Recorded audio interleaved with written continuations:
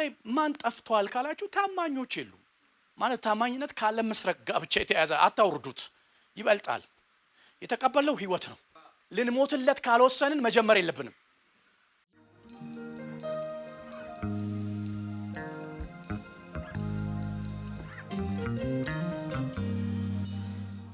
ሁለተኛ ጢሞቴዎስ ምዕራፍ 2 ቁጥር 1 ላይ እንዲህ ይላል እንግዲህ ልጄ ሆይ አንተ በክርስቶስ ኢየሱስ ባለ ጸጋ በርታ ብዙ ሰዎች የመሰከሩለትን ከኔም የሰማውን ሌሎችን ደግሞ ሊያስተምር ለሚችል ለታመኑ ሰዎች አደራ ስጥ እንደ ኢየሱስ ክርስቶስ በጎ ወታደር ሆነ አብረኸኝ መከራ ተቀበል የሚዘምት ሁሉ ለጦር ያስከተተውን ደስ ያሰኝ ዘንድ ትዳር በሚገኝበት ንግድ ራሱን ምን አይበል አይጥልፍ ደግሞ በጫወታ የሚታገል ማንንም ቢሆን እንደሚገባ አድርጎ ባይታገል የድል አክሊል አያገኝም የሚደክም ገበሬ ፍሬ ከሚበላው መጀመሪያ እንዲሆን ይገባዋል የምለውን ተመልከት ጌታ በነገር ሁሉ ምን ይስጥ ማስተዋል ይስጥ በወንጌል እንደሚሰበክ ከሙታን የተነሳውን ከዳዊት ዘር የሆነውን ኢየሱስ ክርስቶስን ምን በል አስብ ራፍ 4 ላይ በእግዚአብሔርም ፊት በሕያዋንና በሙታን ሊፈርድ ባለው በጌታም በኢየሱስ ክርስቶስ ፊት በመገለጡም በመንግስቱም እመክርሃለሁ ይላል ዛሬ በዚህ መንፈስ ነው ምን ሰማው የእግዚአብሔርን ቃል እንግዲህ ያነበብኩላችሁ ሁለተኛ ጢሞቴዎስ ምዕራፍ 2 ነው የኔ ስብከት ሲስተም ቀስ ብሎ ነው የሚነሳው እናንተም ቀስ ብላችሁ ስሙኝ ኢየሱስ ጌታ ነው እና ምዕራፍ 2 ላይ ሁለተኛ ጢሞቴዎስ ምዕራፍ 2 ላይ ነው ይሄን ክፍል ሳካፍላችሁ በብዙ እንባ ነው ምክንያቱም እንትኑ የክፍሉ ሴንስ የክፍሉ ስሜት ነፍሱ አለ ውስጤና ዛሬ ይሄንን ነገር ወደ እግዚአብሔር ጉባኤ ሳመጣው ዝም ብዬ አይደለም ህይወቴንም የሰራ ነገር ስለሆነ መለኮታዊ ብሌሲንግ እንዲያገኛችሁ ከፈለጋችሁ እነዚህን ፕሪንሲፕሎች መከተል አለባችሁ አሁን የማካፍላችሁም ፕሪንሲፕሎች ማለት ነው አንድ ባማስ ውስጥ የተወለደ የሴተኛ አዳሪ ልጅ የነበረ እናቱ ብዙ ጊዜ መድኃኒት ወርውራበት የእግዚአብሔር ፕሮግራም ስላለበት ከዛ አልፎ የተወለደ ልጅ ነበር ዶክተር ማይልስ ሞሮኖ ይባላል ድሮ አነበው ነበር ከዛሬ 23 ዓመት በፊት የሱ መጽሐፍ አነብ ነበርና the bird of freedom የሚለው መጽሐፉ ላይ አንድ ነገር ይላል ብዙ ሰዎች ይላል እሱ ሰውዬ ቪአይፒ ነው very very important person ነውና ብዙ ሰዎች እኔ የደረስኩበትን ነገር ላይ መድረስ ይፈልጋሉ አለ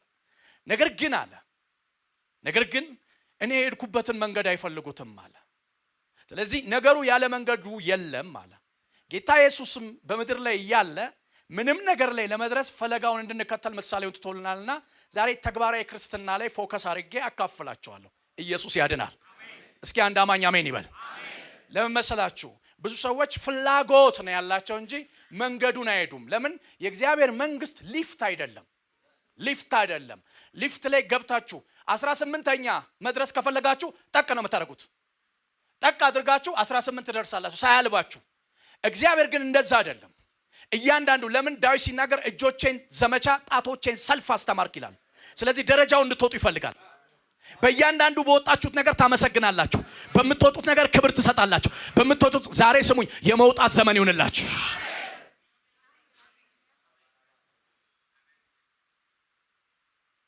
እና ይሄ ሰውዬ በጣም ዓለም ላይ ተጽዕኖ አምጪ ከሚባሉ ሰዎች አንዱ ነው ማይልስ አሁን በህይወት የለም እና እንደውም ኢትዮጵያ ውስጥ አንድ ጊዜ መጥቷል ፕራይም ሚኒስተር መለስ ዜናዊ እና ሚኒስተሮቹን በአጠቃላይ ለ8 ሰዓት አስተምረው እኔን የሚመጥን ሆቴል የለም ብሎ በፕሌኑ ተነስቶ ሄዷል በጣም ምድር ላይ የከበደ ሰው ነውና እና ምን ይላል ብዙ ሰዎች እኔ የደረስኩበትን ነገር ይፈልጋሉ ግን መንገዱን አይፈልጉም ማለት ዛሬ ደግሞ መንገዱን ነው የምሰጣችሁ አንድ አማኝ ጮህ አሜን ይበል እና በመንገዱ የምትሄዱበትን ነገር ነው የምነግራችሁ ሁለተኛ ጢሞቴዎስን ያነበብኩላችሁ ጳውሎስ ሁለት ነገር ይነግረዋል እንዲህ ይለዋል እንግዲህ ልጄ ሆይ በክርስቶስ ኢየሱስ ባለ ጸጋ በርታ ይለዋል ሁለተኛ ለታመኑ ሰዎች ማስተማር ለሚችሉ አደራ ስጥ በምን ሁኔታ ውስጥ ሆኖ ነው ይሄንን የሚለው እንግዲህ የአንደኛ ጢሞቴዎስ ሁለተኛ ጢሞቴዎስና የቲቶ መጽሐፍ የመጋባውያን መልእክት ይባላል የዚህ ግን ሁለተኛ ጢሞቴዎስ የኑዛዜ መልእክት ነው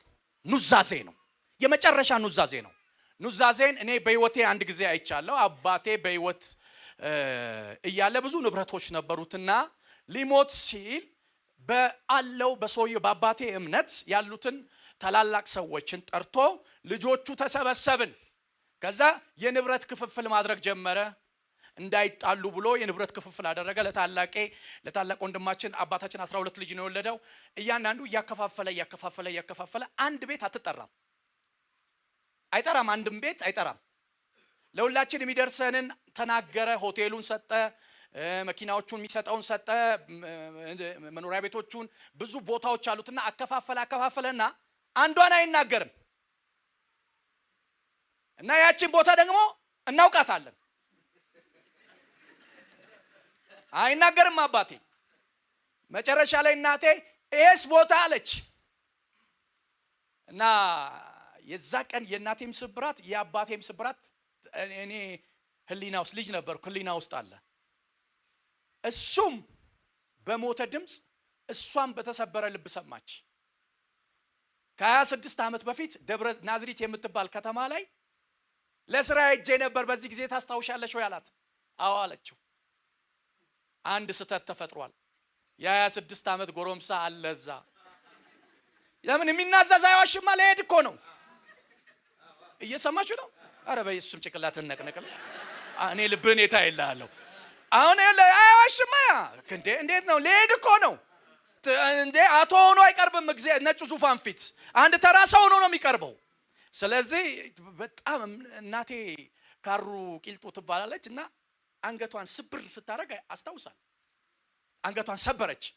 በፍጹም ከሱ ኤክስፔክት አታረግም፣ ግን ማለት ነበረበት። ለምን መሰላችሁ? የሞቱ ቀን ልጁ መጣ። አባቴ ያለ ያደገች ይዋን ማለት ነው። መጣ ጎረምሳ ሳናሳድገው እና ወሰደው። ኑዛዜ ሲሪየስ ነው። አሁን ወደ ትምህርቱ እንጣጣናችሁ። ጳውሎስ ይሄንን መልእክት ሲጽፍ ጳውሎስን ዛሬ በጣም እንድትወዱት ፈልጋለሁ። ለምን? የኢየሱስ ክርስቶስን ሞት በስጋው ተሸክሞ የዞረ ሰው ነው እና ጳውሎስን ትንሽ እግዚአብሔር በረዳይ መጠን አሳያችኋለሁ። ይሄን መልእክት ሲጽፍ የቁም እስረኛ ሆኖ አይደለም። ማማርታኒያን የምትባል አንደርግራውንድ ውስጥ በረዶ ቀዝቃዛ ክፍል ውስጥ ሆኖ ነው ይሄንን መልእክት የጻፈው። ይሄን መልእክት ከጻፈ በኋላ በምድር ላይ 6 ወር አልቆየም። ህይወቱ በመስዋዕትነት አልፏል። እና የሚጽፈው ጉዳይ ተራ ጉዳይ እንዳይመስላችሁ፣ ከባድ ጉዳይ ነው። ለምን? ይሄን መልእክት የሚጽፍበት ጊዜ ታውቃላችሁ። ኤፌሶን ላይ 3 ዓመት ተኩል ቆይቷል። ቆሮንቶስ ላይ ደግሞ 18 ወራት ቆይቷል። ብዙ ቦታ የቆየባቸው ለወንጌል ብሎ ታውቃላችሁ። እሱ 15,000 ማይልስ ጉዞ ተጉዟል ፖል ለወንጌል። ለዚህ ወንጌል 15,000 ማይልስ ጉዞ ተጉዟል። ከ15,000 ማይልሱ 8,000ን በእግሩ ነው የተጓዘው። ማን ይስጠው? 8,000ን ማለት ለበራለት እውነት እምቢ ያላለ ነፍሱን ለገባው ዓለም የሸጠ። ልባርካችሁ። ሁሉ ነገራችሁን ለሱ የምታደርጉበት ጸጋ ይሰጣችሁ። ወንድሞቼ እና እህቶቼ፣ መንፈሳዊ አገልግሎት ችሎታ አይደለም፣ ስጦታ ነው። ቶም ክሩዝ የሚባል አክተር እግዚአብሔር ቤት የለም። የሆነ ሰውዬ ጆሲ ሲያገለግል ካያችሁ ግሬስ ነው፣ የኔ አይደለም ወገኖቼ። ግሬሱም የመጣው ለእናንተ ነው፣ ለሞተላችሁ ለእናንተ ነው። ግን ዛሬ ነግራችኋለሁ፣ በምትኖሩበት ዘመን ሁሉ አክብራችሁትና አስከብራችሁት የምታልፉበት የእሱ ማዕተብ በእናንተ ላይ ይታተም። ጩና እስኪ አሜን በለኝስ።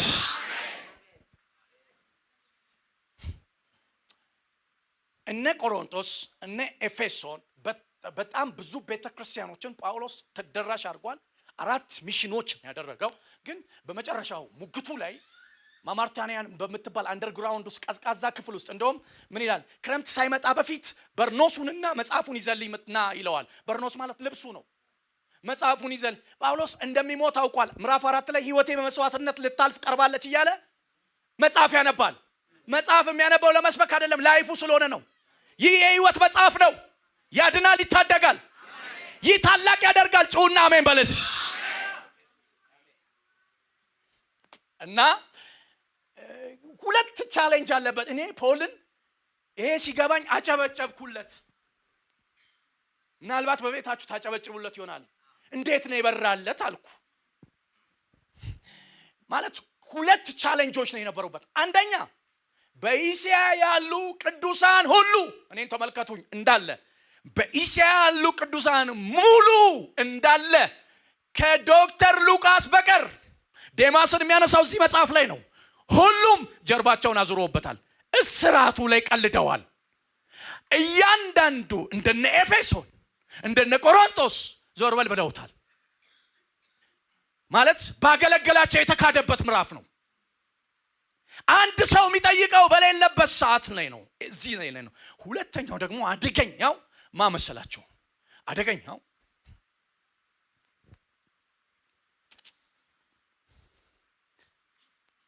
ኔሮ የሚባላል። ይህ ዓለም ላይ ስሙኝ በጣም ብዙ እብዶች ሀገርን መርተዋል። እብዶችን አሳያቸዋለሁ። የጀርመኑ መሪ ናዚን ታስታውሳላችሁ? ሂትለር ያ በጣም በቃ የዘነጠ እብድ ነው። የዚህኛው ደግሞ ያናድዳል። ይሄ ኔሮ የሚባለው በ5 ዓመቱ ነው አባቱ የሞተው። ከዛ እናቱ የአባቱን ወንድም አገባች ለፐርፐዟ።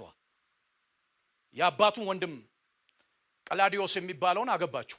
ካገባችሁ በኋላ አሳመነችው የአልጋ ወራሽ እንዲሆን ኔሮን። ምን አይነት ሰው ጳውሎስ ፊት እንደገጠመ ላሳያችሁ ነው። አልጋ ወራሽ እንዲሆን አሳመነችውና በ17 ዓመቱ ሮምን እንዲመራ ዙፋን ያዘ። ኔሮ በ17 ዓመቱ ዙፋን እንደያዘ ቦታውን እንደያዘ ተቀናቃኝ አንድ እንዳለበት ማለት በእናት የሚገናኘው በአባት የማይገናኘው ያጎቱ ልጅ አለ። የመጀመሪያ ዙፋኑን እንደያዘ ወንድሙን ገደለው። ስልጣን መጥፎ ነው። ወንድሙን ገደለው። ሲቀጥል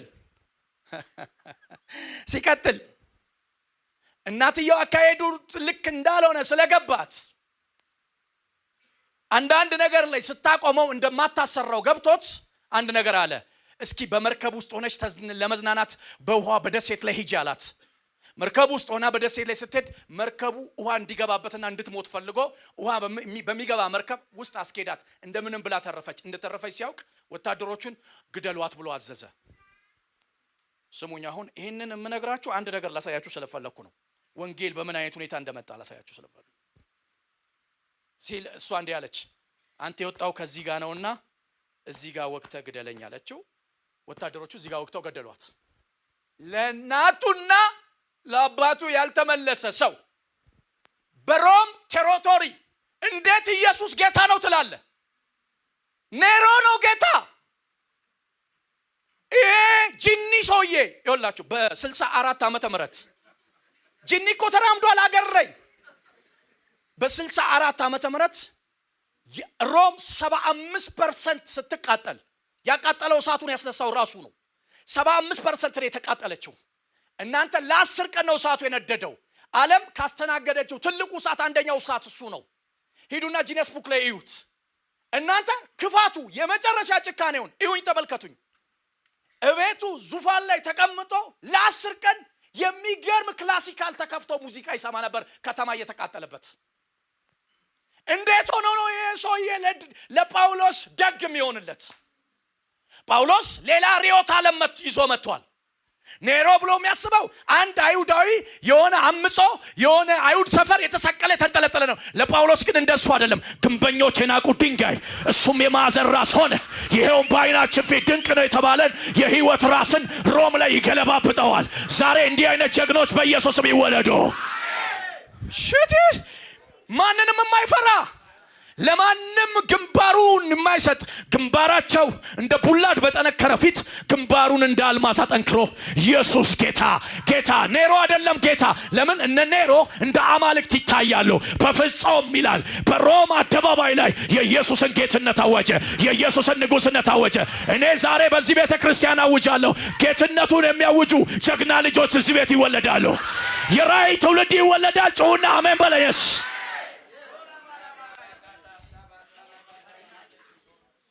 ስለዚህ በኔሮ እጅ ወደቀ።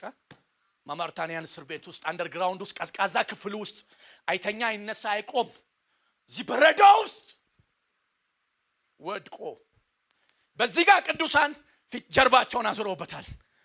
በዚህ ጋር ደግሞ ይሄ ክፉ ሰውዬ እጅ ላይ ወድቋል።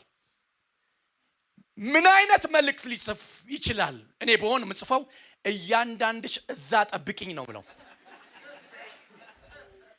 እሱ የሚጨንቀው ግርፋቱ አይደለም። እንደውም ካያችሁ ጳውሎስ እኮ ሰውነቱ ከከፈታችሁ እኮ እንዴ ጳውሎስ እኮ ታቶ በታቶ እኮ ነው። ምን አይነት ታቶ መሰል? ለአንድ ሴት አይደለም ለኢየሱስ ነው። አይታችሁ ከሆነ ስንት ጊዜ ነው አይሁድ ለ40 አንድ ጊዜ እስኪቀር ድረስ 4 ይገርፉኛል። ይገርፉትና እንደ ህጉ 39 ላይ ሲደርሱ ተሳሳትን ብለው ከአንድ ይጀምራሉ። እንደዚህ ተተልክሏል እኮ ሰውነቱ። ለዚህ እኮ ነው የኢየሱስን ሞት ተሸክሜ ዞራለሁ የሚል።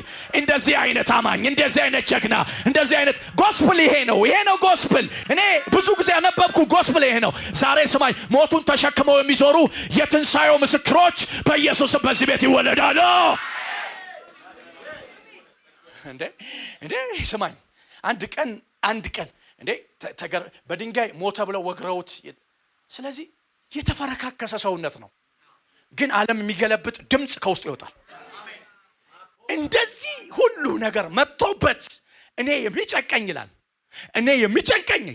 መመታት አይደለም ይላል። እኔ የሚጨንቀኝ የቤተ ክርስቲያን ነገር ነው አለ። ለምን? የሞተላት አለ፣ የሚመጣላት አለ፣ የነገስታቱ ንጉስ፣ የጌቶቹ ጌታ በመላክ አለቃ በመለከት ድምጽ ከመቅደስ ሙሽራው ይመጣላታል። ለራሱ እያጠበ እየቀደሰ እያነጻ የሚያቀርባት በጉ ይመጣላታል። እኔ መመታቴ አይደለም ይገርመኝ አለ። ስለ መመታቴ አይደለም አስበው፣ የተከፈለ ዋጋ አለ። ንጹህ በግ ፈሷል አለ፣ ንጹህ ደም ፈሷል አለ። አንተ ምን አይነት መንፈስ ነው? ራሱን የማያኖር የኢየሱስን የሚያኖር በኢየሱስ ስም እዚህ ቤት ይወለዱ።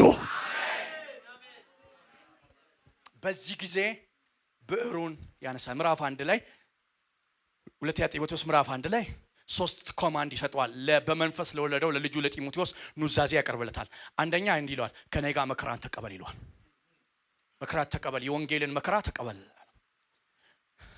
የተቀበልከው ዓለም ልትኖርለት ሳይሆን ልትኖርለት ብቻ አይደለም የተቀበልከው ዓለም ልትሞትለትም ጭምር ነው። የወንጌልን መከራ ከኔ ጋር ተቀበል ይለዋል ፖል። በጣም የሚነካቸው ነጥቦች ከባባድ ናቸው። የፖል ቲዮሎጂን ካጠናችሁ ጥሩ ነው፣ ማጥናት አለባቸው። እንዴት ይላችሁ? ጸጋ የሚባለው እኮ እግዚአብሔር ያመጣው በሱ በኩል ነው። በጣም እኮ የሚገርም ሌክቸረር እኮ ነው።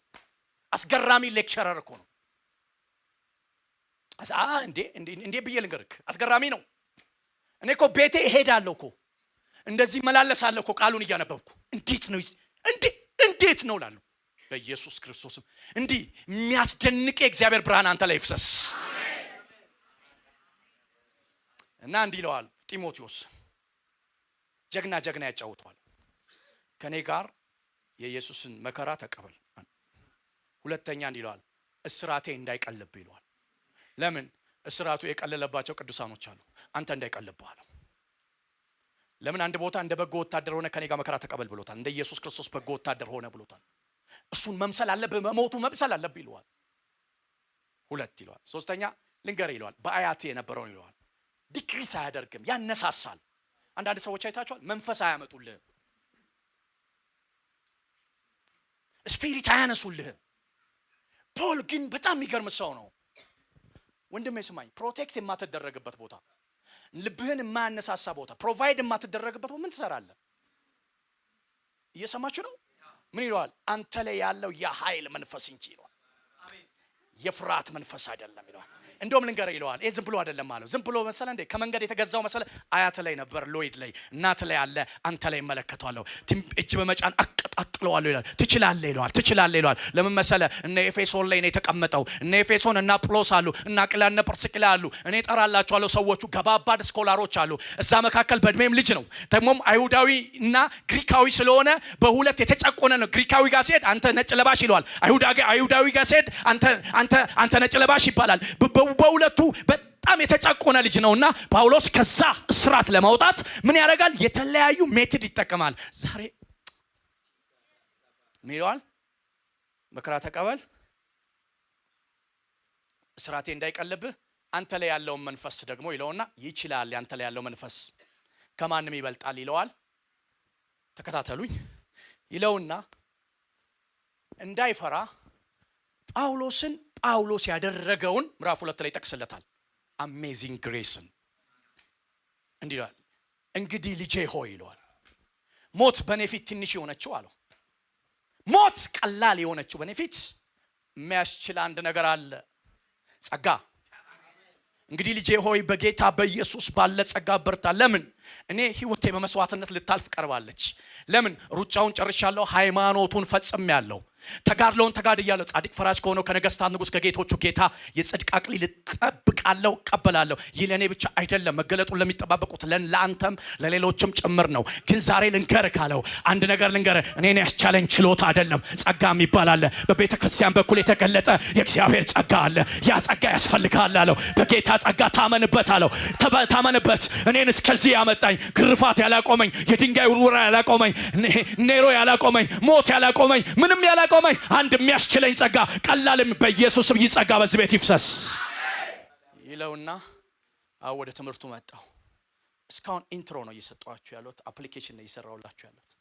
አንድ ጊዜ ከይቅርታ ጋር ተቆምልኛል። ከዛ እሱ ጋር ቆምልኝ፣ አንተም ቆምልኝ፣ እሱ ጋር ቆምልኝ። እንደዚህ ይለዋል። እቺ ነች አሁን ማስተምራችሁ። እንግዲህ አለው በክርስቶስ ኢየሱስ ባለ ጸጋ በርታ ይለና እኔ አለው አቀብዬሃለሁ አለው። ለምን ያቀበልኩ መሰለ? አሪፍ ተናጋሪ ስለሆንክ አይደለም፣ ታማኝ ነክ። ታማኝነት ከመስረቅና ካለመስረቅ ጋር የተያያዘ አይደለም። ሞት ቢመጣም ትከፍላለህ፣ እርግጠኛ ነኝ። ቤተ ክርስቲያን ለተራ ለውሬ አይሰጥም እያለው ነው። አንተ ታማኝ ነህ ጢሞቴዎስ። ሁሉ የራሱን በሚፈልግበት ጊዜ አንተ የራስን የማትፈልግ የክርስቶስን የፈለግ ጀግና ነህ።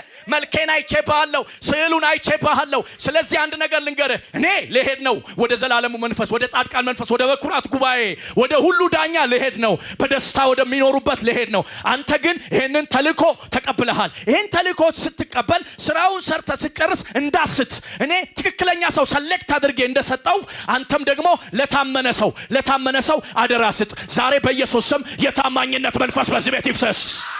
አሁን ጉዳዩ ማነባነብ አይደለም። የግሪክ የእንግሊዘኛ ቋንቋ ሳይሆን ታማኝ ሊኖርለት ብቻ ሳይሆን ሊሞትለት ዋጋ የሚከፍ ህይወቱን የሚሰዋ በኢየሱስ ስም ታማኞች በዚህ ቤት ይወለዱ።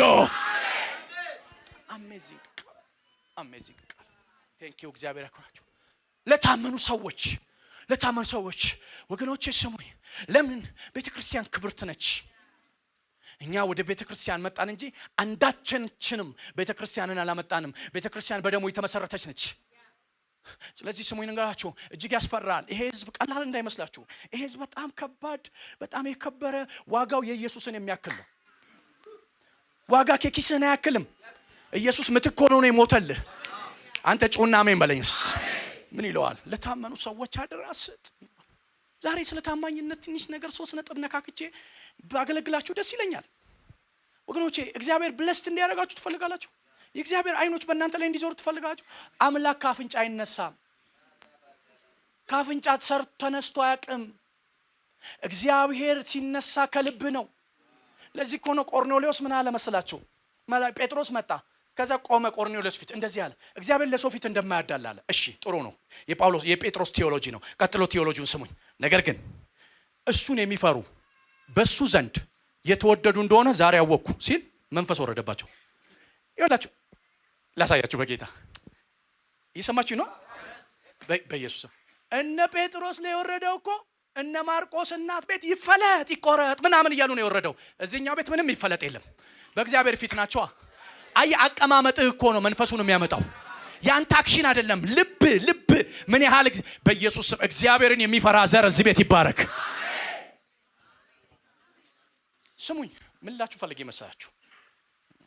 ትንሽ ማለት ምድር ላይ ማን ጠፍቷል ካላችሁ ታማኞች የሉም።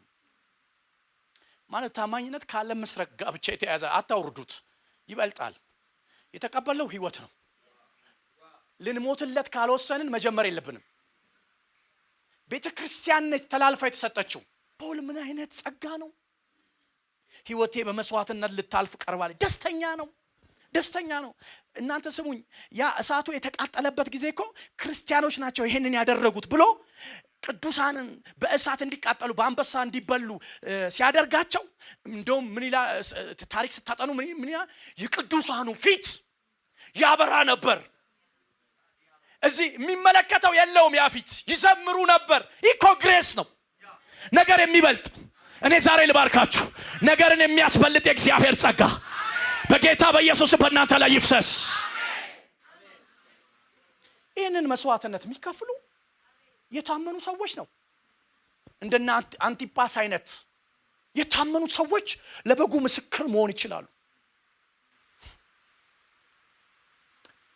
ስሙኝ፣ እግዚአብሔር እንዲባርካችሁ ከፈለጋችሁ፣ እጁ ወደ ቤታችሁ እንዲዘረጋ ከፈለጋችሁ፣ ታማኝነት የእግዚአብሔር ፕሪንሲፕል ላሳያችሁ። አንድ ሰው ከብሉይ ኪዳን ሁለት ሰዎችን ከገልቦና ከብሉይ ኪዳን አንድ ሰው አመጣላችኋል። አንደኛ ዳዊት ይባላል። ዳዊት የማንን በጎች ነው የሚጠብቀው? ያባቱ። ዳዊት ያ በግ ላይ ምንድነው የተባለው? ጠብቅ። መሸጥ ይችላል? መብላትስ? መብላት አይችል፣ መሸጥ አይችል፣ መጠበቅ ነው። በሚጠብቀው ነገር ላይ ግን ምን ይመጣል? አንበሳ ይመጣል፣ ድብ ይመጣል። ወገኖቼ ስሙኝ፣ እኔ 3 ቃሎች እፈራለሁ። አንደኛ ምንቸት ውስጥ ሞት አለ ብለው አታስታውሱም? ዳዊት ኤልሳ እስኪ ራስን አስገባ በኢየሱስ ዱቄት አምጥቶ ጨመረበትና ተፈውሷል አለ። እኔ ቢሆን በቃ ጠግብ ያለው ነው ምለው። እንዴ ባይሆንስ? ቆይ ባይሆንስ? ባይፈወስስ? ሞት ነበረበት እኮ። ምን አይነት አማኞች ናቸው? አንዳንዴ መጽሐፍ ቅዱስ ላይ ያለው የተገለጡ እምነቶች ያስደነግጡኛል እኮ። እንዴ አልዓዛር ከሞት ተነስቶ አውርቶት የሚሄደው ሰውዬ አይደንቅም? እኔ በሆነ ጠፋለሁ ከሞ እንዴ አንተማ ታውቀዋለህ ተነሳ የሚለው እንዴ አንተ የሞተ እንዴ ግልንገራችሁ። እዚህ ሚኒሊክ እናንተ ሰፈር ሬሳዎች እንዴት አደራችሁ እያለ የሚገባል ሁሌ። ሬሳዎች ናቸው ይላል። አንድ ቀን ሬሳዎች እንዴት አደራችሁ እግዚአብሔር ይመስገን። ባይብል እኮ ያላመኑት ምን ብሎ ይጠሩታል ነው የሚለው። እንደዚህ እኮ የሚከብድ ነው። አንበሳ መጣ ሲባል አሁን ለአንተ ይከብድ። እኔ ናቹራል ጂኦግራፊ ላይ ራሱ ያስፈራል አንበሳ እንኳን በአካል ግን መጥቶ ደግሞ አንበሳው የሚያናድደው በግ ቢወስድ ጥሩ ነው። በከል ነው የሚወስደው። በከል ስጋው ይጣፍጣል። ጥቦቶቹን መጥቶ ይወስዳቸዋል። ሲወስዳቸው በጎቹ በዛ ላይ ትንሽ ናቸው። ደግሞ ኢላማ ውስጥ የሚገቡት የዳዊት በጎች ነው። አንደኛ ይሮጣል ይላል። ከቀነኒሳ በላይ ነው የሚሮጠው። ቀነኒሳ እኮ ከሰው ጋር ነው የሮጠው። ዳዊት እኮ ከአንበሳ ጋር ነው የሮጠው። ተቀለዳለ እንዴ? ምን አይነት ጸጋ ነው? ይሮጥና ጉሮሮውን ያስጥለውና ከዛ በታሪክ ውስጥ አንበሳን ያስጣለው ስለሌለ ያችን በከል ይተውና ወደ ዳዊት ፊቱን ሲያዘው ይቦጫጭቀዋል። ቆይ ቢበላስ ነው? በጉ ቢበላ በብር ይተካል። ዳዊት ቢበላ በምን ይተካል? እግዚአብሔር አየው። እናንተ በምድር ሁሉ የምትዟዟር የእግዚአብሔር አይኖች በሰው ነገር ላይ ያለውን ታማኝነት አየው። አያችሁ፣ እግዚአብሔር ታማኝነትን በራስ ብቻ አይደለም ያይክ፣ በሰው ነገር ላይ ያያል። አየክ፣ እግዚአብሔር ታማኝነቱን ያያል። አየ ሲዟዟር አየ። ዳዊት የሚጠብቅ የእሰይ በጎች ቢባዙ ዳዊት ስንት ነፍሱን ሰጥቶ አየ። ኢየሱስ ዮሐንስ ወንጌልን ምዕራፍ 10 አየበት። ተኩላ ሲመጣ የማይሸሽ እውነተኛ እረኛ። ስለዚህ እግዚአብሔር እንዲህ አለ፣ ይህ ሰው አለ በሰው ነገር እንዲታማኝ ከሆነ እስራኤልን ሰጠዋለሁ አለ። ለታማኞች ገንዘብ አይደለም ሀገር ነው የሚሰጣቸው። አረ አንድ አማኝ አሜን ይበለኝስ። ምድር ነው የሚሰጣቸው። የቱ ጋር ነው የከበደብህ? ሚስተር ኤክስ አንተን ማቆም አይችልም። ሚስተር ዋይ መከልከል አይችልም። እባክህን ምክንያቱን ተው። ነገርህን ከእግዚአብሔር ጋር አድርገው፣ ከእግዚአብሔር ጋር አሳስረው፣ ከእግዚአብሔር ጋር አጣብቀው። እነግርሃለሁ ሰማይ ለአንተ ይነሳልሃል። ይሄ እሺ የምናውቀው ታሪክ ነው። አንድ ታሪክ ልንገራችሁ እና 3 ነጥብ ሰጥቻችሁ ጨርሳለሁ። እህል አልጠፋም በምድር ላይ። ከዛ ያዕቆብ ሰማ በግብፅ እህል እንዳለ። ከዛ ልጆቹ ምን አደረገ? ሰደደ። ማንን አስቀርቶ? ቢንያምን። ይልክ ይሁኝ በጌታ ይሁኝ እኔን በጌታ ይሁኝ። ልክ ሲመጡ ዮሴፍ አወቃቸው ይላል። እነሱ ግን የሚሸጥ እኮ ይታወቃል። ለምን? ድሮ ሲወጣ በነበሩበት ጆንትራ ነው የመጡት። ያጋቸው ለአንተ እሱ ግን አላወቁት፣ ተለወጠባቸው። አንተ ቅኑን እንጂ ትለወጣለህ። አሜን በለስ። ቆይ ልንገርህ። ከዛ የምድሪቷን ፊት ልትሰልሉ ነው የመጣችሁት አላቸው በታላቅ ቁጣ። አረኛ አሉት። እሱ የሚፈልገው በጥበብ ነው የሚፈልገው። እኛ 12 ነን አሉ። አንዱ ጠፍቷል አሉ። ለሱ ነው እኮ የሚነግሩት። አውሬ በልቶታል አሉ። እሺ አባታችንና ታናሹ በቤት አለ። በፍጹም 3 ቀን አሰራቸው። ታስታውሳችሁ? 3 ቀን አሰራቸው እንዳይጠረጥሩት። እኔ እኮ ዮሴፍ ስትራቴጂውን ያውቃቸዋል እኮ፣ ባህሪያቸውን ያውቃል፣ ኖረዋል። እንዴት አድርገው እንደጣሉት፣ እንዴት ልብሱን ያንን ያማረ ልብስ እንደገፈፉበት ያውቃል። ከዛ ስማኝ፣ ከዛ ከ3 ቀን በኋላ በአይበታቸው ውስጥ ምግብ ሰጣቸው፣ እህል ሰጣቸውና ታናሹን ይዛችሁ ካልመጣችሁ አላቸው በኔ ፊት መቆም አትችሉም አለ። ይሄ ኢምፖርታንት ነው። ስሙኝ፣ ከዚህ በኋላ መቆም አትችሉም አላቸው። በፍጹም አትቆሙም አላቸው። ከዛስ በጣም ይገርማችሁ ዮሴፍ ስትራቴጂው አደገኛ ነው። ስምዖንና ሌዊ አንድ ላይ ከሆኑ ከባድ ነው። ሀገር አጥፍተዋል። ልምድ አለው፣ ያውቃል። ስለዚህ ከሁለቱ ስምዖንን ለጠለውና እስር ቤት ከተተው። ሌሎቹ ቀጥሉ አለ። ስምዖን ካለ አመጽ አለ። ማን እንደሚረብሽ መንጋውን ያውቃል። ስምዖንን ላጠረገውና እስር ቤት ከተተውና ላካቸው። ከዛ አባታቸው ጋር ሄዱ። ደስ የሚል ዜና ነው። እህሉን አበላቸው ምናምን። ግን ከዛ ያቺ እህል እንድታልቅ አድርጎ ስለሰጣ አለቀች። እንዲህ ያሉት ሂዱና ምን እርስ በርስ እየተያየን ተላለቃለን፣ ሂዱና ከግብጽ እህል አምጡ ሲላቸው ሰውየው አንድ ነገር ብሎናል። ታናሹን ካላመጣችሁ በፊቴ እንዳትቆሙ፣ በሐዘን ወደ መቃብር ልታወርዱ ለምን ማለፍልፉ አላቸው። አረ ሰውየው ከባድ ነው። በጣም ነው የሚናገረው። አነጋገሩ በጣም ከባድ ነው። እና በፍጹም እሱ ካልሄደ ሮቤል ይሁት ሮቤልን ይሁት በእግዚአብሔር ሮቤል መጣ። አባቴ ያለው ልጅህን እመልስልሃለሁ፣ እኔ ሪስፖንሲቢሊቲውን ወስዳለሁ፣ ኃላፊነቱን ወስዳለሁ ሲለው አንተ ነው ላላ በአባት ምንጣፍ ላይ የምትወጣ አልሰጠህም አለው። አልሰጠህም አለው። አታስታውሱ? አልሰጠህም አለው እኮ አልሰጠህም አለው። ሮቤል ማለት በኩር ነው። ከዛ አባት እምቢ አለ። ሮቤልን እንትናን ቢንያምን መስጠት አልፈለገም። አራተኛው ልጅ ብድግ አለ። ይሁዳ ይሁኝኔን ይሁዳ ብድግ አለ። አባ አለው አቤት።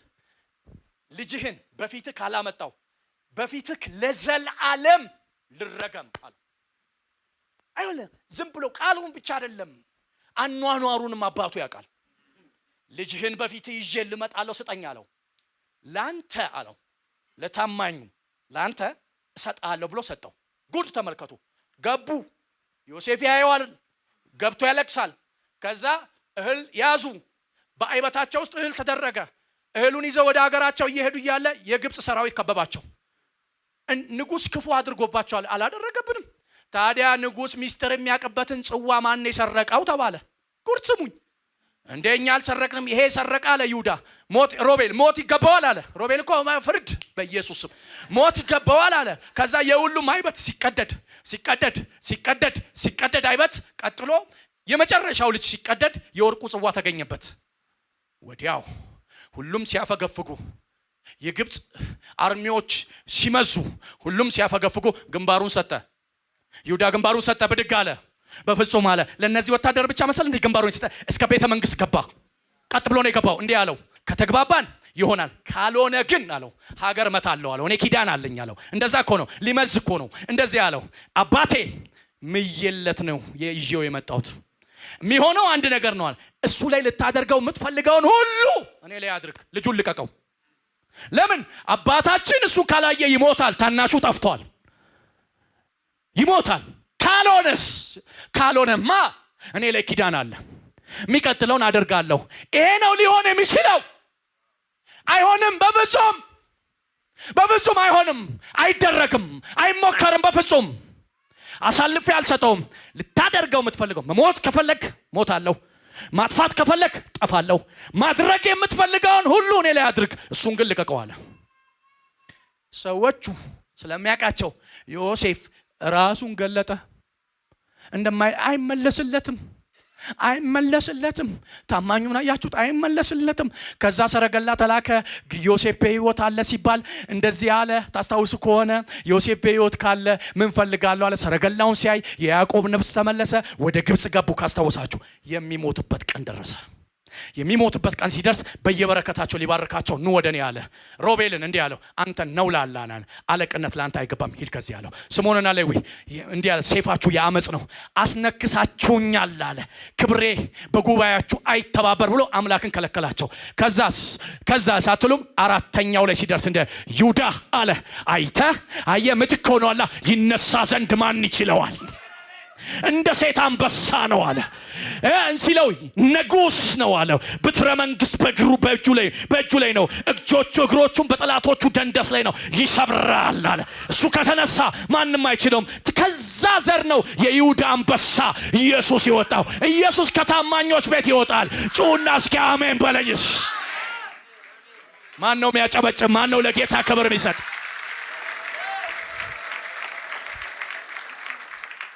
አብርሃም አምኖት ነው የወጣው። አብርሃም ግን የኖረው ታምኖ ነው። አምነ ልትወጣ ትችላለህ። ስትኖር ታማኝ ሆነ ነው። እግዚአብሔር ታማኞች ያልሆኑትን ተቄል ብሎ ይጽፍባቸዋል። እኔ ልባርካችሁ፣ ምራፋችሁ ተቄል አይሆን። እውነት መዝኗችሁ በኢየሱስ ስም እጃችሁን አንሱልኝ። በጌታ ይሄ እግዚአብሔር ቤት ነው። ምራፋችሁ ተቄል አይሆን። አንድ አማኝ እስኪ ጮህ አሜን ይበለኝስ። እውነት እዚህ ጉባኤ መልእክት ይዤ ካልመጣው ምስኪን ነኝ። አብርሃም አማኝ ብቻ አልነበረም፣ ታማኝ ነው። ነህምያ ሲጸልይ አይታችኋል። ቡክ እኮ ነው የጸለየው። ቡክ እንደዚህ አይዘረዘርም። እንዴት እንደጸለየ ጸለየ። ከአብርሃም ጀመረ እንዲህ አለ፣ አባታችን አብርሃም ከሚሶፖታሚያ ከከላዳውያን ከኡር ጠራኸው አለው። ብቻውን ሳለ ጠራው፣ ባረከው፣ አበዛው። በፊት ታማኝ ሆኖ ስላገኘው ነህምያ 9 ላይ ግቡና አንብቡት። የቄጣውያንን፣ የፌርዛውያንን፣ የያቡሳውያንን፣ የከናናውያን ምድር በሙሉ ነጥቀ ሰጠው። እግዚአብሔር ለታማኞች ይነጥቃል። ይኸውላችሁ ስሙኝ፣ በአንተ እጅ አይነጠቅም፣ በአምላክ እጅ ነው የሚነጠቀው። በጌታ በኢየሱስ የታማኝነት መሳሪያ እናንተ ቤት ይግባ። ስለዚህ በምን እንታመን? በሶስት ነገር እንታመን። በቃ እቺን ጻፉልኝ። በሶስት ነገር፣ እቺን ሶስቷን ነገር ሰጥቻችሁ ጨርሳለሁ። በሶስት ነገር እንታመን። የእግዚአብሔር ነገር በእናንተና በዘራችሁ ላይ እንዲተላለፍ ከፈለጋችሁ በሶስት ነገር ታመኑ። አንደኛ በተልኳችሁ ታመኑ። በተልኮ እግዚአብሔር በሰጣችሁ ተልኮ ላይ ታመኑ። የእግዚአብሔርን ስራ በቸልተኝነት የሚሰራ የተረገመ ይሁን ነው የሚለው። በእርግማን አትስሩ። የእግዚአብሔርን ስራ አለው ለማለት አትስሩ፣ ተሰጣችሁ ስሩ። እኛ ቸርች 3 ኳየር ነበር።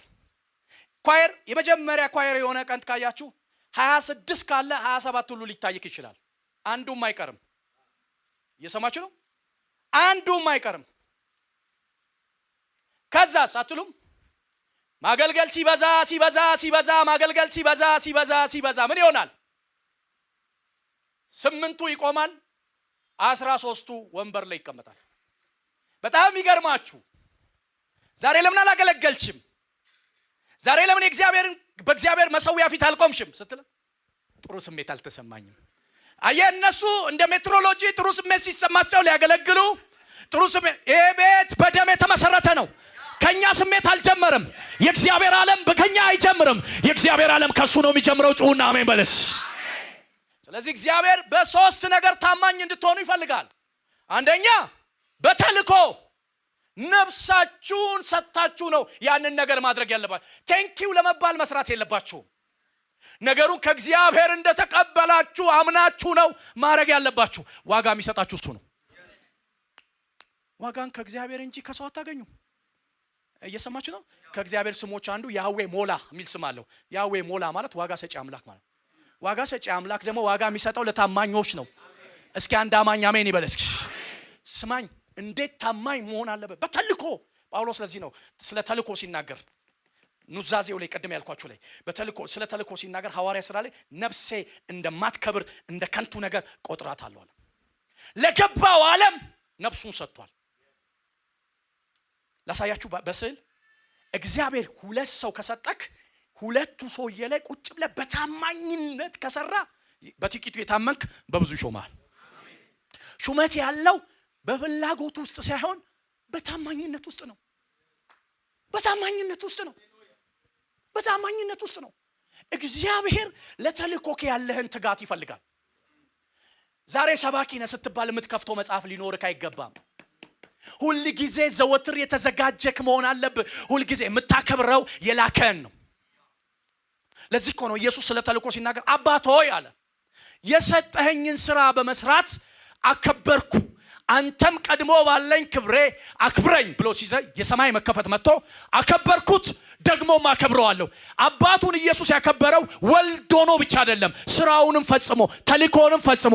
ተልኮ የሚፈጽሙ ሰራዊቶች በዚህ ቤት ይወለዱ፣ በዛም አይሉ። መጽሐፍ ቅዱስ የእግዚአብሔር ስራ ይብዛላችሁ ነው የሚለው። ወገኖቼ እዴ ምን አይነት እድለኛ ነው የእግዚአብሔር ስራ ላይ መገኘት።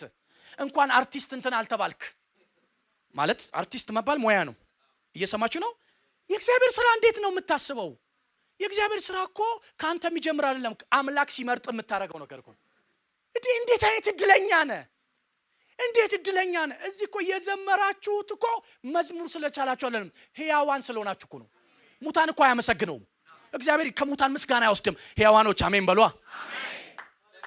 እንዴ አጨብጭቡ፣ ለጌታ ክብር ስጡ።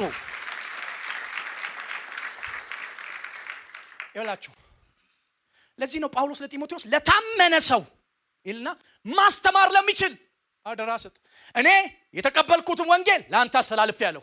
አንተ ደግሞ ማስተላለፍ ያለብህ አንድ መመዘኛ ያስፈልጋል። ማስተማር መቻል አለበት። ቀጥሎ ታማኝ መሆን አለበት። ለዛ ዓለም ሊሞትለት ይገባል። ጥቅሙን አይደለም ማሰብ ያለበት፣ የሚያገኘውን አይደለም ማሰብ ያለበት፣ የሚሰጠውን። ዛሬ ስሙኝ፣ ዓለም በሙሉ ግጭት የበዛው ምን ተደረገልኝ ስለምትለው ፍልስፍናችንን እንቀይር። ምን ተደረገልኝ እናቁምና ምን አደረግን ወደሚል ፍልስፍና ውስጥ ከመጣን ሰጪ ነው የምንሆነው። እግዚአብሔር ደግሞ ለሚዘራ ዘርን ያዘጋጃል። ጩና እስኪ አሜን በለኝስ። የመጀመሪያው በተልኮ ታማኙ ነው። እግዚአብሔርን በተልኳችሁ አክብሩት። ኳየር ናችሁ በትጋት፣ ፕሮግራማሪ ናችሁ በትጋት የእግዚአብሔር አገልግሎት። እኔ በጣም አሸሮች ሁልጊዜ ደስ ይሉኛል። ጉዳያቸው ከአምላካቸው ጋር በትጋት አየህ፣ ስራውን መስራት ሳይሆን በሚመጥን ደረጃ ነው መስራት ያለበት። አንድ ጊዜ አንድ በዓለም ላይ ታዋቂ ተጫዋች አለ። ሁለት ተጫዋቾች አላችሁ። አንዱን ገምቱት፣ ስሙን አልጠራም፣ ይሄ የኢየሱስ መሰዊያ ስለሆነ እና እንግሊዝ ውስጥ ይጫወታል። አሁን አውቃችሁታል። እንግሊዝ ውስጥ ሲጫወት ከአሰልጣኙ ጋር ግጭት ነበረና ገብቶ መጫወት ጀመረ። ተጫውቷል እኮ ሲመዘገብ ኳስ የነካበት ታየ። እስከዛሬ ከተጫወተውና የዛ ቀን የነካበት እና ያን ቡድን ውጤታማ ለግሞ ነው የሰራው። አለኮ ለብሷል እኮ። አሰልጣኙ የሳምንት ደሞዝ አለው ሰጠው። ለምን? እንደ ደረጃው አልተጫወተም። እግዚአብሔር እንደሰጠ የምትዋጋበት ጸጋ ይሰጠ። አሜን። እንደሰጠክ ነው። አንደኛ ይሄ ነው፣ በተልኮ ላይ ታማኙ ነው። ሁለተኛ በላይፍ ታማኙ ነው። እውነት በጓዳ ያላከበራችሁትን እግዚአብሔር አደባባይ አትፈልጉበት። ይሄ እኮ እውነቴን እኮ ነው። እንደው መንፈሳዊም ነገር አያስፈልገውም። ይሄ በቃ በህይወታችሁ ታመኑ። በቃ በህይወታችሁ ታመኑ። የት ገባችሁ የት ወጣችሁ እያልን በስልክ አንጨቅጭቃችሁ ለሱ የምትኖሩለት ጸጋ እግዚአብሔር ያብዛላችሁ። እስኪ አንድ አማን ጮህ አሜን ይበለኝስ። እውነት በህይወት መታመን ደስ ይላል። ለዚህ እኮ ነው ዮሴፍ እንዴት በእግዚአብሔር ፊት አለ። ከዛ ዮሴፍ ትልቁ ችግር በእግዚአብሔር ፊት ሳይሆን ትግሉን አሟልቶ አልታገለም። ጃኬቱን ጣለ። ጃኬቱ መረጃ ሆነ፣ ታሰረ። እግዚአብሔር ብለህ ታምነህ በህይወት ታምነህ ልትታሰር ትችላለህ። ግን ከ13 ዓመት በኋላ ዮሴፍን ሊገልጠው ሲፈልግ ዓለምን ነው በራብ የመታው። ለእግዚአብሔር ዓለም አልነበረም፣ ትልቅ ዮሴፍ ነበር። ቁመታችሁ የሚረዝምበት ለእግዚአብሔር ትልቅ የምትሆኑበት የጌታ ጸጋ በእናንተ ላይ ይፍሰስ። አሁን ጨረቃና ከዋክብት የሰገደለት ይመስላል እስር ቤት የወደቀ ሰውዬ። የሚገርማችሁ ዮሴፍ የሰው ህልም ይፈታል፣ የሱ አይፈታም። አንዳንዴ እኮ አገልግሎት ይሄ ነው። ራያችሁ ይፈታል፣ ነገራችሁ ይፈታል፣ የኛ ላይ ይፈታ ይችላል። እናንተ አይደለም የምትፈቱት። የሚፈታ የነገስታት ንጉስ፣ የሚፈታ የጌቶች ጌታ ቀኑ ሲደርስ ጩሁና እስኪ አሜን በለኝስ። ይሄ ነው በህይወት መታመን። ሶስተኛ በሰጣችሁ ነገር ታመኑ። ይሄንን በጣም አስምሬ ልነግራችሁ ፈልጋለሁ። እግዚአብሔር በሰጣችሁ እንድታከብሩት ይፈልጋል። መጽሐፍ ቅዱስ እግዚአብሔር እንዲህ ይላል፣ በሀብት እግዚአብሔርን አክብረው ይላል። ኢየሱስ ሞተ የሚለውን መጽሐፍ ቅዱስ አዎ ሞቷል ብለህ ተቀብለ ኢየሱስ ጌታ ነው መስክር ትድናለህ ሲል መስክረ ድነ በልብ ስታምን ትጸድቃለህ ያለ ይሄ መጽሐፍ ነው። ከሰጠህም አክብር ያለ ይሄ መጽሐፍ ነው። ሁሉ ይላችሁ አጉድላችሁ አትመኑት። ሙሉ መጽሐፉን ውሰዱ። ለምንድን ነው ይላል? ሀገር ሊሰጥህ ሰፈር ይሰጥህና ያያሃል። ሰፈር ላይ ከሞክ ሚስት አደርጋለህ። እኔ ደግሞ ልባርክ እግዚአብሔር እንዳየልህ የምሰፋበት ጸጋ ይሰጥህ። አሜን።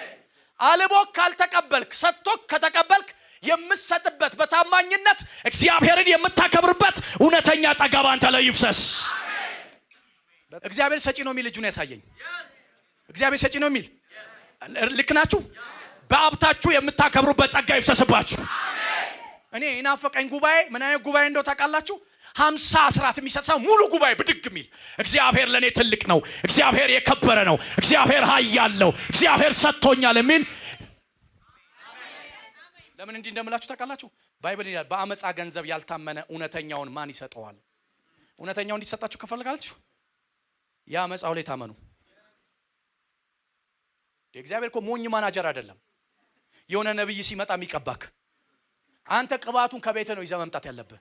እዚህ ጋር ይወል ማኒፌስት ነው ማለት ነገሩን ነው የሚገልጥልህ። አሜን ነው። እሺ እንዴት እንስጥ? አስራት እንዴት እንስጥ? የነቢያት ስጦታ እንዴት እንስጥ? የፍቅር ስጦታ እንዴት እንስጥ? የበኩራት እንዴት እንስጥ? መባ እንዴት እንስጥ? መባ መስዋዕት ነው። በእግዚአብሔር መንግስት ላይ መባቸውን ሲጥሉ ኢየሱስ ተመለከተ ይላል። ስለዚህ አምላክ የሚያየው መስዋዕት ነው። ግን እነዚህ 5 ስጦታዎችን እንዴት ነው አሰጣጡ መታወቅ አለበት። ላሳያችሁ ወርጄ። አስራት ስትሰጥ እንደዚህ ብለህ ስጥ ይላል ባይብል ነው የሚለው። አስራት ብሉይ ኪዳን የሚመስላቸው ሰዎች አሉ። ብሉይ ኪዳን በሙሴ ነው የመጣው። ህግ በሙሴ ነው። አስራት የጀመረው ከእምነት ከአብርሃም ዘመን ጀን ነው። ከብሉይ ኪዳን አይጀምርም። አብርሃም የእምነት ዓለም ነው። እንዲህ ብለህ ስጥ ይላል። ምን ብለህ ስጥ? ይሄኝ ትመጣና በሊቀ ካህኑ ፊት ይላል ራስህን ዝቅ አድርገህ እናቴ ቄጣዊ አባቴ ፈሪዛዊ ተቅበዝባዥና ተንከራታች ነበርኩ፣ አንተ ነህ ሰው ያደረከኝ ጌታዬ፣ አንተ ነህ የረዳኸኝ፣ አንተ ነህ አቅም የሆንከኝ፣ አንተ ነህ ጉልበት የሆንከኝ፣ አንተ ነህ ብርታት የሆንከኝ። እሱን የሚያከብሩ እግዚአብሔር ያከብራቸዋል። አንድ አማኝ ጮኸ አሜን ይበለኝስ። ይሄ ነው ባይብል የሚለው። እውነቴን ነው የምላችሁ። በኢየሱስ ክርስቶስ ስም የከተማውን ኃይል የምትወስዱበት ጸጋ ይፍሰስባችሁ። አሜን። እውነቴን ነው የምላችሁ። እኔ ከልምዴም ነግራችኋለሁ። እንዲህ ራስን ቦስ ሆነ አታርጋው ነው እኮ እንዴ። ዳዊት አይታችኋል? በየ6 እርምጃው ያርድ ነበር። አታስታውሱም? በታቦቱ ፊት ለዳዊት ትልቅ የሚያርደው በሬ አይደለም፣ ያውም 2 በሬ ነው የሚያርደው። አንድ ፍሪዳ፣ አንድ ትልቅ በሬ። በየ6 እርምጃ ምን አይነት ኢኮኖሚ! 1 2 ለዳዊት ትልቁ የሚያርደው አይደለም፣ የሚታረድለት ነው። ሲያርድ ደግሞ አስተካክላችሁ ረዱ አይደለም ይለው። ሲያርድ በእግዚአብሔር ፊት እርቃኑን እየጣለ። ለምን? ዳዊት በእስራኤል ፊት ነው ንጉስ። በእግዚአብሔር ፊት አንድ ተራ ሰው ነው። ራሱን እያዋረደ አምላኩን እያከበረ በጌታ በኢየሱስ ስም በእናንተ ዘር ላይ ይሄ መንፈስ ይፍሰስ። ይሄ ነው በትክክለኛ መንፈስ ይሄ ነው ወገኖቼ። መለኮታዊ እርዳታ ወደ ቤታችሁ እንዲመጣ ከፈለጋችሁ ያላከበራችሁትን ጌታ እንዲያከብራችሁ አትፈልጉ። በኩራት ስትሰጡ ከዚህ አንተ ትበልጣለህ ማለት ነው። የመጀመሪያ ያለ በኩራት ከዚህ ነገር ካገኘው ስራ አንተ ነው የምትበልጠው። ያለ ስራ ኑረህኛል እያልክ ነው። እግዚአብሔርን ለምን መሰለህ? ልጅ ሰውን መውደዱ በተገለጠ ጊዜ አይልም ባይብል። ከሕግ በታች ልጁን ላከው ይላል። ኢየሱስ ሲላክ እኮ እግዚአብሔር ፍቅር የሆነበት አይደለም፣ የተገለጠበት ነው ማለት። ፍቅሩ ተጋለጠ። እንዴ ብዬ ላብራራላችሁ። መጣልኝ ጌታ ኢየሱስን መጣልኝ ላብራራላችሁ። እኔ አስትዬን የኔ ሚስት አፈቀርኳት። አሁን ሳፈቅራት ደህንነት ያስተማርኩትን አላገባም ብዬ ሳያቅብጠኝ ጉባኤ ላይ ተናገርኩ። ፍቅር ደግሞ ታውቃለህ፣ ላፈቅረ ነው ብለህ አታፈቅርም። መንፈስ ነው ይይዛል። ያዘኝ አሁን አፍቅሪያታለሁ። ከዛ ስትኖር ስብከቴ ይጨምራል፣ ሳትኖር መነጫነጭ ጀመርኩ። ለካ እየተገለጠብኝ ነው። አወቁ። ጉባኤው አይነግረኝም እንጂ አውቋል። የታለች ማለት ጀመርኩ። አየክ፣ ያስታውቃል። ኢየሱስ ሲላክ እግዚአብሔር ሰው መውደዱ ተጋለጠበት። ለትውልድ ለሰው ሁሉ ተጋለጠ። አየህ ስጦታን ይዘህ ስትመጣ እግዚአብሔርን ማውደድ እግዚአብሔርን ማፍቀር አረጩና እስኪ አሜን በለስ ይጋለጥብሃል። እንደዚህ አይነት የፍቅር እብዶች እዚህ ቤት ይወለዱ።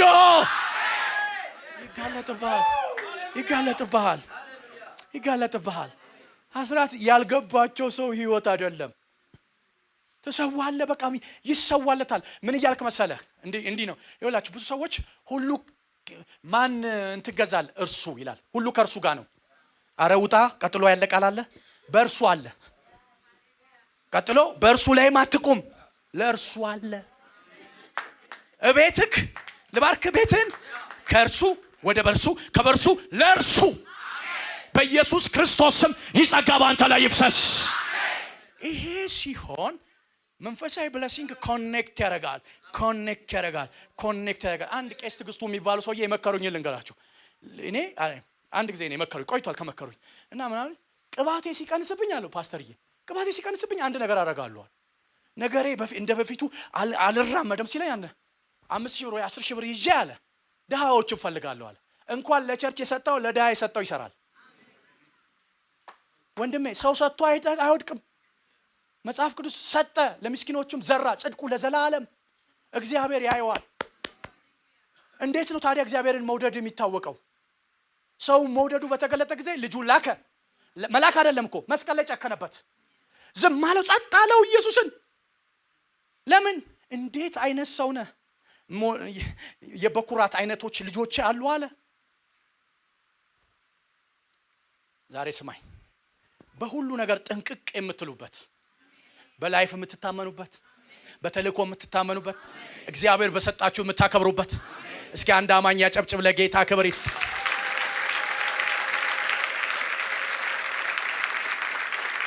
ይሄ ከሆነ ምን ይሆናል?